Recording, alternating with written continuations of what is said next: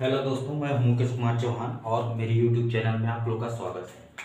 तो आज दोस्तों हम लोग पढ़ने वाले हैं कूलाम का नियम। ये कूलाम का नियम क्यों बनाया गया, कैसे बनाया गया, इसके बारे में पहले मैं बता देता हूँ। हमारे पास दो चार्ज हैं आवेश जिसको बोलते हैं, ये दोनों प्लस चार्ज हैं। तो दोनों प्लस चार्ज हैं तो इनके बीच जो भी फोर्स लगेगा वो कौन सा फोर्स होगा? प्रतिकर्षण बल लगेगा। ठीक है।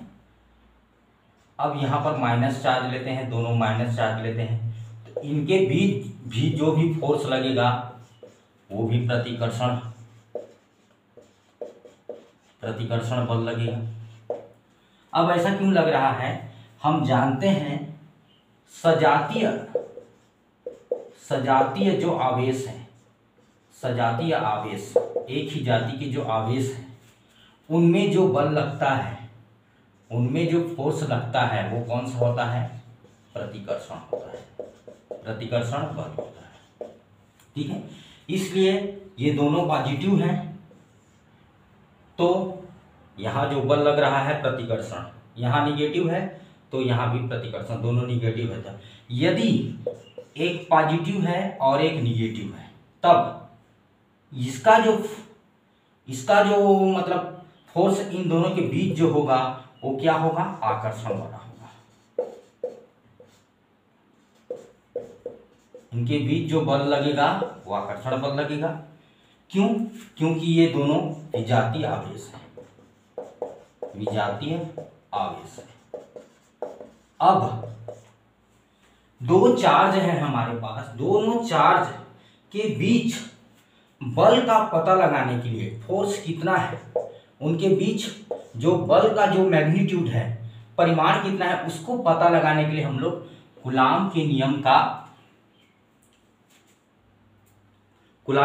को पढ़ते हैं, या ये बोल सकते हैं कूलाम के नियम वहां पर लगता है। दो चार्ज हैं और दोनों चार्ज के बीच बल के मैग्नीट्यूड को पता लगाने के लिए हम लोग कूलाम के नियम को प्रतिपादित करते हैं। तो आइए दोस्तों, कूलाम का नियम होता क्या है इसके बारे में सबसे पहले जान लेते हैं। तो कूलाम का नियम है क्या? तो कूलाम का नियम ये है, यदि दो बिंदु आवेशों के बीच की दूरी r है तथा उनके बीच लगने वाला बल F है, तो क्या होता है? तो बल उन दोनों आवेशों के गुणनफल के अनुक्रमानुपाती तथा बीच की दूरी के वर्ग के व्युत्क्रमानुपाती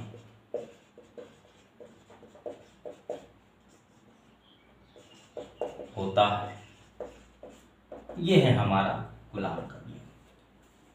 अब इसका फर्स्ट स्टेटमेंट क्या है? उन दोनों आवेशों के गुणनफल के अनुक्रमानुपाती होता है, यह है फर्स्ट स्टेटमेंट। और दूसरा स्टेटमेंट यह है व्युत्क्रमानुपाती होता है। इसको गणितीय रूप में हम लोग यदि लिखेंगे तो इस प्रकार से पहला केस जो आ जाएगा, फोर्स जो है अनुक्रमानुपाती होगा Q1 और Q2 पे। यहां पर दो चार्ज हैं, एक Q1 और एक अपना Q2। ठीक है। इन दोनों के बीच की जो दूरी है कितनी है? r है। तब और इनके बीच जो बल है वो क्या है, F है। तब ये जो बल होगा इस Q1 और Q2 के गुणनफल के अनुक्रमानुपाती होगा, और ये बल जो है बीच की दूरी r है, तो r के वर्ग के व्युत्क्रमानुपाती होगा। ठीक है, बल के अनुक्रमानुपाती जो फोर्स है वो दोनों आवेशों के गुणनफल के अनुक्रमानुपाती होगा, और बीच की दूरी के वर्ग के व्युत्क्रमानुपाती होगा। ये दूसरा केस हो गया। अगर इन दोनों केस को हम लोग मिला के लिखेंगे तो इस प्रकार से लिख सकते हैं, F अनुक्रमानुपाती Q1 अपना Q2 बाई आर स्क्वायर। अगर हम लोग इस अनुक्रमानुपाती सिंबल को हटा देंगे तो ये बराबर K हो जाएगा, Q1 और ये अपना Q2 बाई आर स्क्वायर, जहां ये K जो है एक कांस्टेंट है। इस K का वैल्यू जो होता है, इस K का वैल्यू 1/4 पाई एप्सिलॉन 0 गुना होता है, इस K का वैल्यू। और इसका वैल्यू एक और होता है जो अंक में 9 × 10⁹, ये अपना न्यूटन मीटर स्क्वायर और ये कूलम्ब स्क्वायर, ये होता है K का वैल्यू। तो K का वैल्यू को हम लोग यहाँ पर पुट अप कर सकते हैं, तो हमारा ये हो जाएगा F = 1/4 पाई एप्सिलॉन 0 और Q1 और Q2 बाई आर स्क्वायर। तो कूलम्ब के नियम को हम लोग इस प्रकार से लिख सकते हैं, न्यूटन करके। न्यूटन जो है फोर्स का SI यूनिट है, तो हम लोग इस प्रकार से लिख सकते हैं। इसमें बात आ रहा है एप्सिलॉन 0 का। एप्सिलॉन 0 के बारे में भी बताऊंगा मैं, तो इसको थोड़ा पहले मिटा लेते हैं। एप्सिलॉन 0 होता क्या है? तो एप्सिलॉन 0 ये है वायु या निर्वात की निरपेक्ष विद्युतशीलता,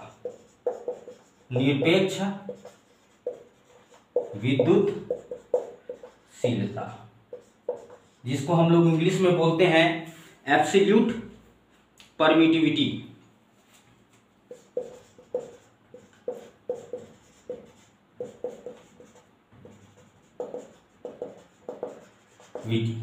ये होता है।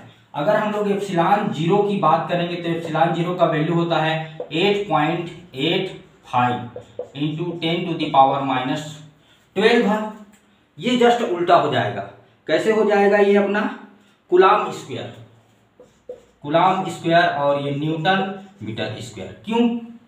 यहाँ पर इस वैल्यू को हम लोग यहाँ पर पुट अप कर देंगे और इस वैल्यू को यहाँ पर पुट अप कर देंगे, तो इस प्रकार से हो जाएगा। ये K = इतना है हमें पता, 1/4 पाई एप्सिलॉन 0। अब इसको थोड़ा सॉल्व करेंगे तो ये क्या हो जाएगा? एप्सिलॉन 0 ये जो है यहाँ पर आ जाएगा और ये वाला जो यहाँ पर आ जाएगा, तो हमारा हो जाएगा 1/4 पाई K। ठीक है, इसी को हम लोग बोलते हैं वायु या निर्वात की निरपेक्ष विद्युतशीलता, इंग्लिश में बोलते हैं एब्सोल्यूट परमिटिविटी। अब इसका वैल्यू जो होता है इतना होता है, इसका ये मात्रक हो गया। तो इतना जो है हमारा जो कूलम्ब का नियम आया है, वो कूलम्ब का नियम क्या होता है? F = 1/4 पाई एप्सिलॉन 0 और ये अपना Q1 और ये Q2 बाई आर स्क्वायर, ये रहा न्यूटन। इस प्रकार से कूलम्ब के नियम को हम लोग लिख सकते हैं।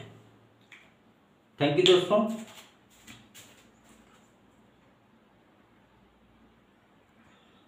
अगर वीडियो अच्छा लगता है तो जरूर कमेंट करके बताएं और लाइक और शेयर और सब्सक्राइब करना ना भूलें। थैंक यू दोस्तों।